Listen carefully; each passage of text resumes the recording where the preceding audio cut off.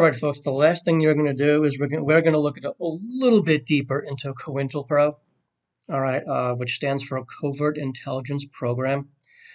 Uh, so Cointelpro is a secret program developed by FBI director of many decades, J. Edgar Hoover. And it initially was formed to try and infiltrate and combat communist groups in the United States.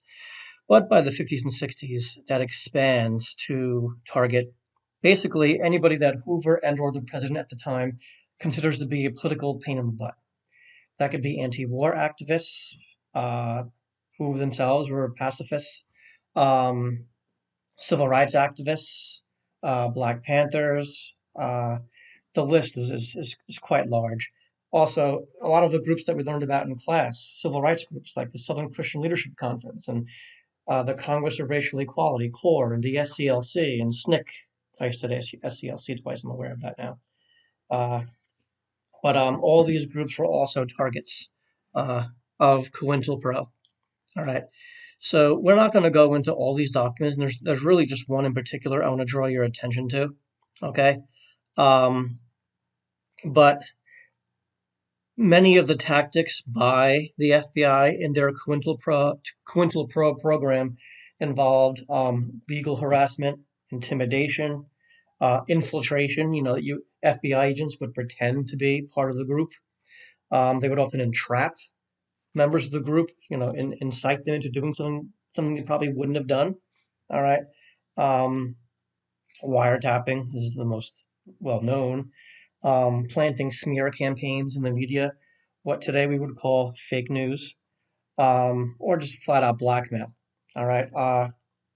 And eventually, the COINTELPRO was exposed by a number of college students. It's always the young, right?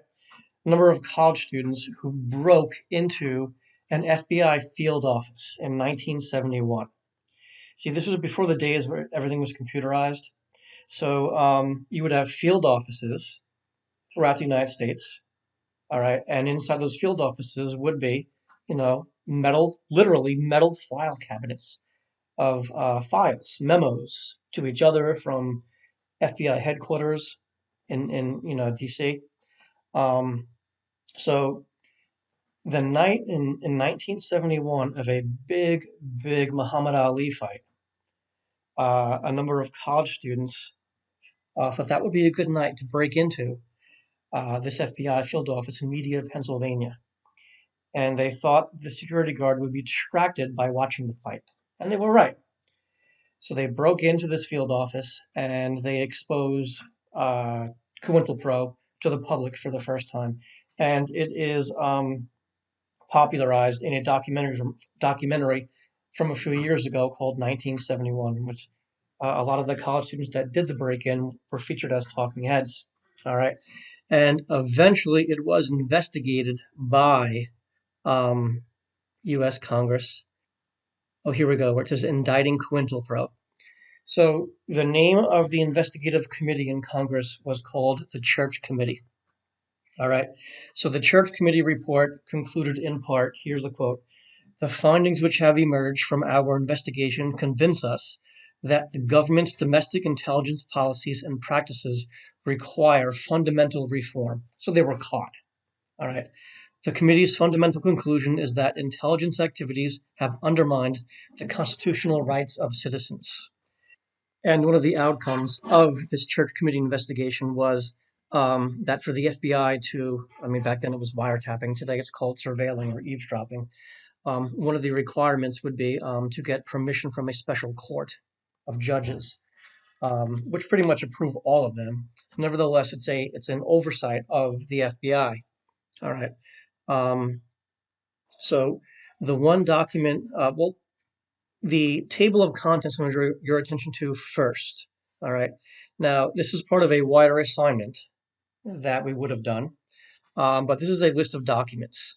And I'm going to leave the documents in the packet in case you want to take a look at them. But there's one I'm going to require you to read, only one.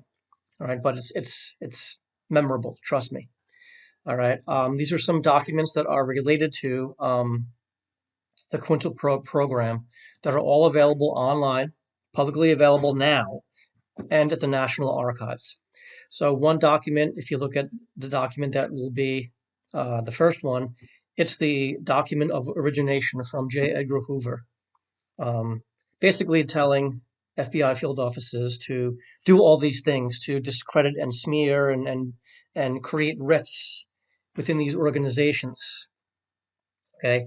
The second document is a document in which the Nation of Islam is their target, and the third document suggesting legal harassment. All right. And in the second document, they want to create a rift between Malcolm X and Elijah Muhammad, which they do. All right. In the fourth document, they call the Black Panther Party the most violent-prone organization in the country. All right. And they try to, again, they're going to try to infiltrate it and create rifts in the Black Panther Party. All right. In the fifth document, um, it's a memo to a man named W.C. Sullivan from a man named J.A. Sazu, and he will be talking about how Dr. King is a very dangerous person, and they need to remove him from the national picture. This is December 1964. All right. Now, the one document I want to draw your attention to is the document that will be found next, that I'm not going to read out loud with you. You're going to read. It's one of those documents. All right.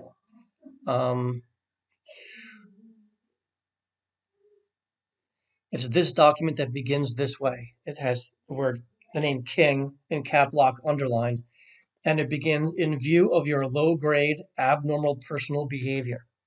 And this is a letter that the FBI sent to Martin Luther King's wife, Coretta Scott King. Now, the FBI was very aware that Dr. King had committed adultery on several occasions. They had him completely surveilled and wiretapped, his hotel room, so on and so forth. They knew all about it. All right. And they attempted to use it to get him to be quiet, among other things. So this is a letter from the FBI delivered to Coretta Scott King, along with audio recordings of happenings inside Dr. King's hotel rooms. And in the letter, they are pretending to be an African American, writing to Dr. King and expressing how disappointed they are with him. Okay, so what you're going to do is you're going to read the letter. You're going to be pretty surprised at what you're going to read. And then once you get to the end of the letter, it urges him to do something which you will also find pretty surprising. All right, and then you'll jot down some notes about it.